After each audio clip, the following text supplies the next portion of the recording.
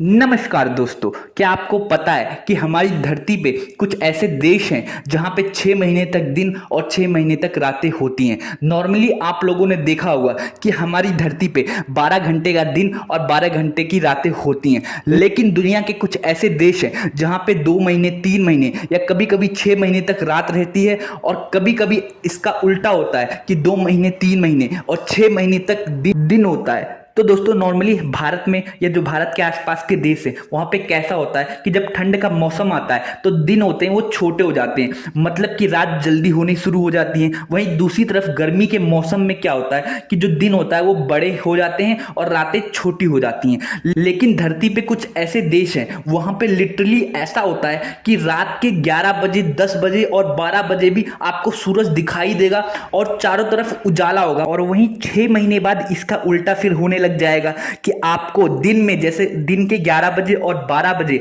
आपको पूरा अंधेरा दिखाई देगा, मतलब रात दिखाई देगी। और जो ये फिनोमिना है ये लगातार 6 महीने 3 महीने, मतलब कुछ इलाकों में 3 महीने, कुछ इलाकों में 2 महीने और कुछ इलाकों में 6 महीने तक चलता रहता है। तो दोस्तों आज की इस वीडियो में मैं इसी बारे में बात करूंगा कि वो कौन से देश है जहां पे ऐसी घटनाएं होती हैं और इसके पीछे क्या कारण है, और उसके अलावा उन देशों के बारे में मैं कुछ ऐसी बातें आपको बताऊंगा कि आप सुन के चौंक जाओगे। तो दोस्तों वीडियो में आगे बढ़ने से पहले मैं चाहूंगा आप मेरे इस चैनल को सब्सक्राइब कर दो और बेल आइकन को तोड़ दो ताकि मैं थोड़ा मोटिवेट हो सकूं आप लोगों के लिए और भी अच्छी अच्छी और बेहतरीन वीडियो बनाने के लिए। तो दोस्तों वीडियो में आगे बढ़ते हैं। तो दोस्तों सबसे पहले हम ये बात कर लेते हैं कि वो कौन से देश हैं जहां पे ऐसी घटनाएं होती हैं। तो दोस्तों सबसे पहले नंबर पे है आइसलैंड, दूसरे नंबर पे है ग्रीनलैंड, तीसरे नंबर पे है स्वीडन, चौथे नंबर पे है नॉर्वे, उसके बाद आता है अलास्का और उसके बाद आता है कनाडा के कुछ हिस्से। जी हाँ दोस्तों, इनके अलावा भी कुछ और छोटे मोटे आइसलैंड और कुछ और छोटे मोटे देश हैं जहां पे ऐसे फिनोमिना देखने को मिलते हैं। तो दोस्तों इन जगहों पे क्यों ऐसा होता है इस बारे में बात करने से पहले इन जगहों के बारे में कुछ रोचक बातें जान लेते हैं। तो दोस्तों आइसलैंड नाम सुन के आपको ऐसा लग रहा होगा कि इस देश में चारों तरफ बर्फ ही बर्फ होगा, बर्फ के ग्लेशियर होंगे और हर जगह ठंड का माहौल होगा, लेकिन ऐसा नहीं है। इस देश में इसका थोड़ा सा उल्टा है। यहाँ पे इतने वोल्केनो है, इतने वोल्केनो है कि अगर आप यहाँ के बीचों पे जाओगे तो आपको बीचों के आसपास की धरती काले कलर की दिखाई देगी। ऐसा इसलिए होता है क्योंकि वहां पे इतने वोल्केनो है और वोल्केनो ज्यादातर फटते रहते हैं और उनकी लावा की वजह से वहां की धरती ऐसे ब्लैक कलर की हो गई है। और उसके अलावा इसके अलावा इस देश में 100 से भी ज्यादा वोल्केनो है और 30 से भी ज्यादा वोल्केनो अभी फिलहाल एक्टिव है। ये बहुत बड़ा नंबर है कि किसी देश में 30 से भी ज्यादा वोल्केनो एक्टिव है। और वहीं दूसरी तरफ इस देश की अपनी कोई आर्मी नहीं है और ना ही कोई डिफेंस फोर्स है और यहाँ पे कोई पब्लिक ट्रांसपोर्ट भी नहीं है जैसे कि हमारे इंडिया में रेलवे या बस है पब्लिक ट्रांसपोर्ट के रूप में। लेकिन इस देश में ऐसा कोई सिस्टम नहीं है। लोग अपने व्हीकल से ही एक जगह से दूसरी जगह जाना पसंद करते हैं। और वहीं दूसरी तरफ इसकी पॉपुलेशन की बात करें तो वो भी बहुत ही ज्यादा कम है। यहाँ पे 3.5 लाख के आसपास लोग रहते हैं। और अगर हम बात करें कि यहाँ का मौसम कैसा होता है तो दोस्तों यहाँ पे थोड़ा ठंड का ही मौसम रहता है, लेकिन यहाँ पे कुछ साइंटिफिक रीजन की वजह से यहाँ पे बहुत ज्यादा वोल्केनो हैं। तो दोस्तों अब हम बात कर लेते हैं अलास्का के बारे में। तो दोस्तों जैसे कि आप लोगों को पता है कि Alaska United state of America का सबसे बड़ा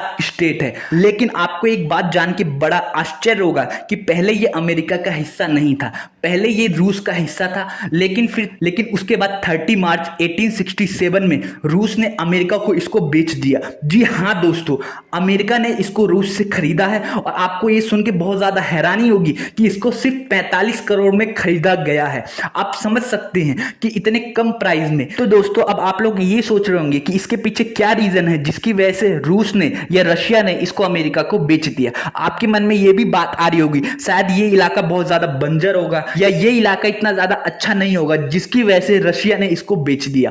तो दोस्तों आप काफी हद तक ठीक हैं क्योंकि जो ये इलाका है ये रशिया से काफी दूर पड़ता है और रशिया का उस टाइम ये कहना था कि इस इलाके को मेंटेन करना और जो उनकी फोर्स है उन सर्विसेज को अलास्का में मेंटेन रखना बहुत ही ज्यादा मुश्किल है, जिसकी वजह से रशिया ने इसको अमेरिका को बेच दिया। तो दोस्तों अगर हम 2023 में अलास्का की स्थिति के बारे में बात करें तो रशिया भी फिलहाल अलास्का को देख के अफसोस करता होगा कि आखिर उन्होंने इसको उसको क्यों बेच दिया।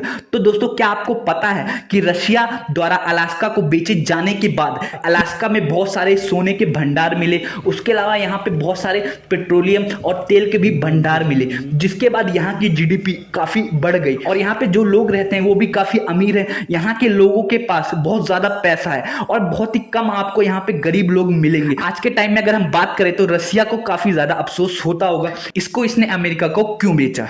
तो दोस्तों अब हम अपने मेन मुद्दे पे आ जाते हैं कि आखिर ऐसा क्यों होता है कि इन देशों में 6 महीने तक दिन और 6 महीने तक रातें होती हैं। तो दोस्तों जैसे कि आप लोगों को पता है कि हमारी धरती सूरज के चारों तरफ चक्कर लगाती है, और अगर आप लोगों ने नॉर्मल साइंस पढ़ी है और आपको पता है तो इसी रीजन की वजह से सर्दियां, गर्मियां और दूसरे मौसम आते हैं, और दिन और रात भी इसी रीजन की वजह से होता है क्योंकि जो हमारी धरती है वो सूरज के चारों तरफ चक्कर लगा रही है। तो दोस्तों नॉर्मली क्या होता है, आप इमेजिन करिए कि एक तरफ सूरज है और धरती सूरज के चारों तरफ घूम रही है। तो दोस्तों ये चीज तो होती है, लेकिन साथ ही साथ धरती अपने अक्ष पे भी घूमती रहती है। मतलब ऐसा नहीं है कि धरती एक बॉल की तरह लटकी हुई है और चारों तरफ सूरज की घूम रही है, ऐसा नहीं होता। ऐसा होता है कि धरती भी खुद भी घूम रही है और साथ ही साथ सूरज के चक्कर भी लगा रही है, दो चीजें एक साथ होती हैं। तो जब ऐसा होता है कि धरती सूरज के चारों तरफ घूम रहा होता है तो जो हिस्सा धरती का सूरज के सामने होता है तो वहां पे दिन होता है, और धीरे धीरे करके धरती भी क्योंकि घूम रही होती है तो धीरे धीरे करके जब घूम रही होती है धरती, फिर घूमते घूमते जहां पे सूरज की रोशनी पड़ रही थी घूमते घूमते वो धरती के दूसरी तरफ पहुंच जाती है। तो ऐसे में क्या होता है, धीरे धीरे करके धरती के उस हिस्से में सूरज की रोशनी कम होती जाती है। तो ऐसे में क्या होता है, दिन से रात हो जाता है और रात से दिन हो जाती है। ये नॉर्मल दिन और रातें ऐसे होती हैं। और उसके बाद मौसम कैसे चेंज होते हैं कि जब धरती गोल गोल घूमते घूमते जब धरती सूरज के ज्यादा करीब आ जाती है तो उस टाइम गर्मियां पड़ने लग जाती है, और गोल गोल घूमते घूमते जब वो अपनी धुरी से थोड़ी दूरी पे चली जाती हैं तो फिर सर्दियां आ जाती हैं। तो इस तरीके से मौसम चेंज होते हैं और इस तरीके से दिन और रातें होती हैं। लेकिन अब आप लोगों के मन में ये बात आ रही होगी कि जब धरती के बाकी हिस्सों में ऐसा होता है, ऐसे ही दिन और रातें होती हैं, तो आखिर इन देशों में क्यों 6 महीने तक दिन और 6 महीने तक रातें होती हैं। तो दोस्तों इसमें मैं आपको एक बात और बता दूं कि धरती अपने सेंटर से गोल गोल नहीं घूम रही, धरती 23 डिग्री पे झुकी हुई है और वहां से गोल गोल घूम रही है। तो आप इमेजिन करिए कि आपके पास कोई बॉल है और वो 23 डिग्री झुका हुआ है। तो आप पहले इमेजिन करिए जो बॉल का ऊपरी हिस्सा है और बॉल का नीचे का हिस्सा है, वो दोनों हिस्से 23 डिग्री एंगल पे ऐसे झुके हुए हैं। तो ऐसे में क्या होता है कि जब धरती सूरज के चक्कर लगा रही होती है तो जो ऊपर का हिस्सा होता है, मतलब जो धरती के ऊपर का हिस्सा होता है, वहां पे हमेशा सूरज की रोशनी पड़ती रहती है। मतलब धरती कैसे भी घूम ले, किस तरीके से भी घूम ले, 6 महीने तक वहां पे सूरज की रोशनी पड़ती रहेगी।